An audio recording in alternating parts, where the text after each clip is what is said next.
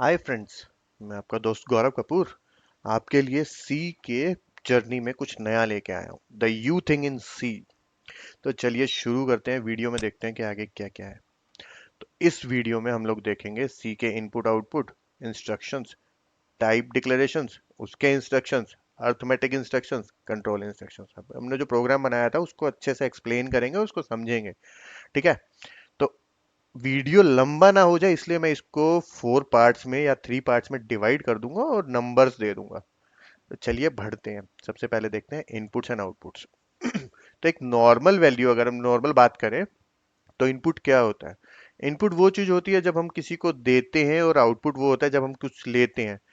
अभी अगर हम किसी शॉप में जाते हैं तो हमारे पास कुछ सामान लेना होता है, तो हमारे पास एक इनपुट होता है लिस्ट, लिस्ट ऑफ आइटम्स।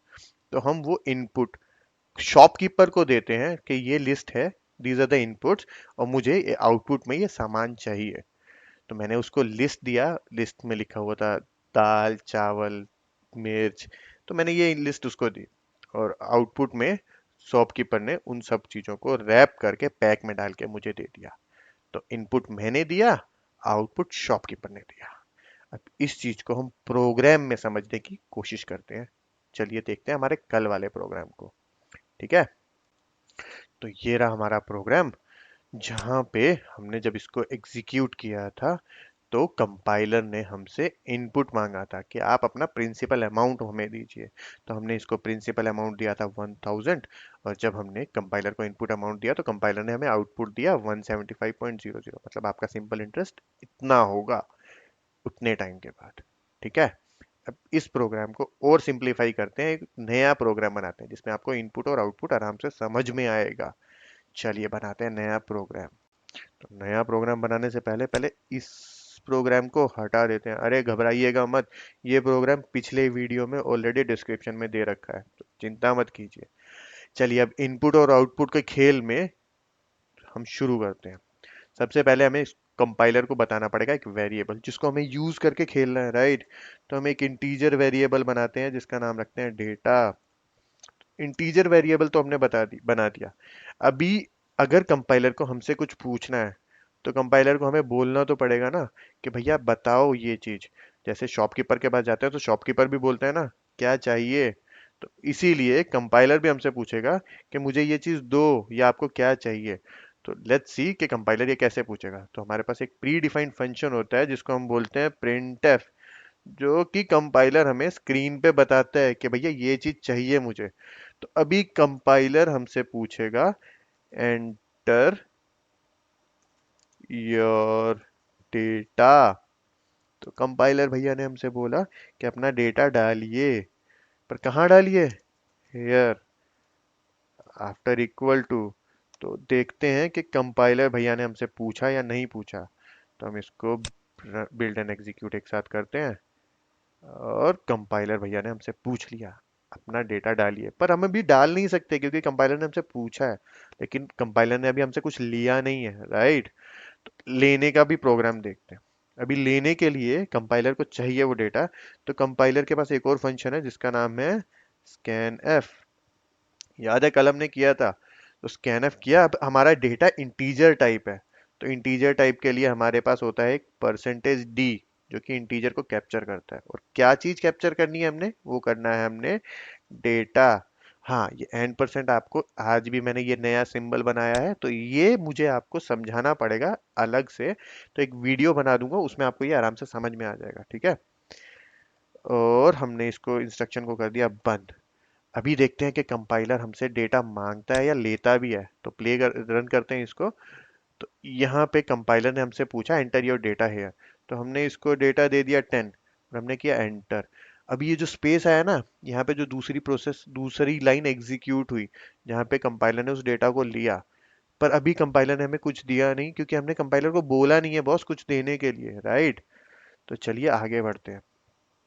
यहाँ पे मैंने दोबारा से लिखा printf, क्योंकि हमारे पास ऑलरेडी डिफाइंड फंक्शन है।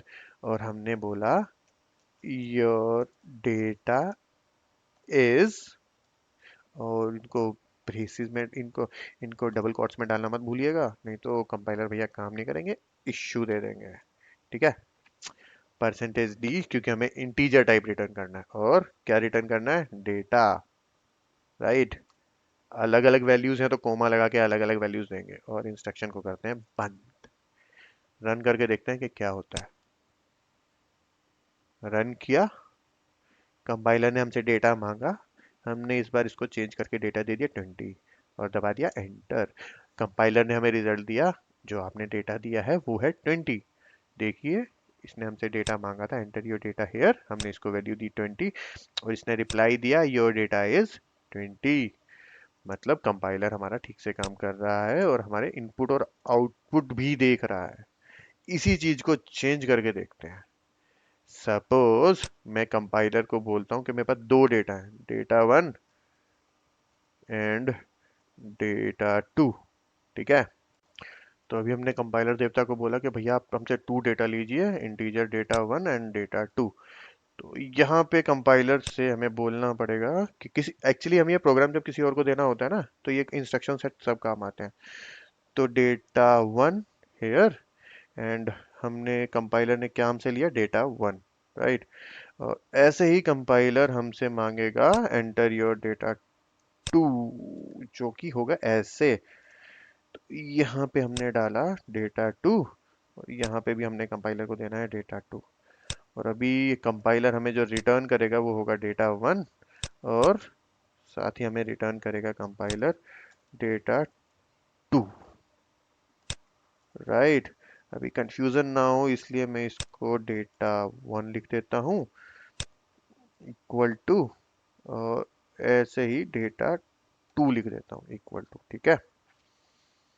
होप समझ में आ गया होगा। चलिए अब इसको रन करते हैं।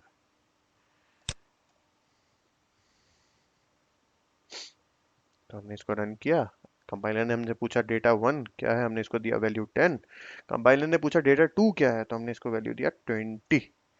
और कंपाइलर ने हमें बताया your data one is 10, your data two is 20। Two लिखना भूल गए होंगे हम, तो हम यहाँ पे इसको अपडेट कर देते हैं, डेटा टू इज, ठीक है। चलिए ये तो हो गया अपडेशन का, पर अभी हमें जितने सारे डेटा को हम डाल रहे हैं, लेकिन ज़रूरत क्या है।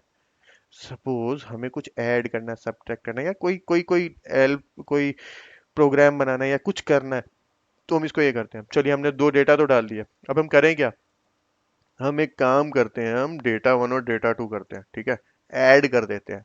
तो यहाँ पे एक इंटीजर वैल्यू बनाते हैं जिसमें हम लिखते हैं एडेड वैल्यू, ठीक है, इंटीजर टाइप ही रख देते हैं, ठीक है, और कोमा लगा देते हैं बीच में। तो ये हमारे पास तीन वैल्यूज हो गई, ठीक है। अब हमें एडेड वैल्यू चाहिए, लेकिन हमें कुछ चेक तो करना है। तो add underscore value equal to data one plus data two, ये एग्जांपल में दे रहा हूँ, ठीक है। तो हमने इसको ऐड कर दिया, ठीक है। अब इनपुट और आउटपुट देने वाला सिस्टम वो मैं आपको सिखा रहा हूँ, और फिलहाल हमें इसकी ज़रूरत नहीं है, तो हम इसको कर देते हैं गायब। पहला डेटा और दूसरा डेटा देख के अभी हम क्या करेंगे, देखते हैं दोनों की एडिशन वैल्यू क्या होती है। और हम इससे और हम अब कंपाइलर भैया से आउटपुट लेंगे एडिशन वैल्यू, ठीक है। तो प्रिंटफ यूज करके addition of your data one and data two is percentage D, क्योंकि हमें इंटीजर वैल्यू लेनी है, और वैल्यू क्या चाहिए, एड वैल्यू, राइट। और कर दिया इंस्ट्रक्शन से बंद। चलिए देखते हैं क्या होता है। यहाँ पे printf का p गलती से बड़ा, हाँ ये चीज ध्यान रखिएगा, p बड़ा या छोटा नहीं होना चाहिए, जो ऑलरेडी हमारे पास है हमें उसी को यूज करना है। एक्स्ट्रा चीजें नहीं लेके आनी है, एक्स्ट्रा चीजें लेके आएंगी तो कंपाइलर भैया एरर दे देंगे, ठीक है। रन करके देखते हैं क्या होता है। रन किया,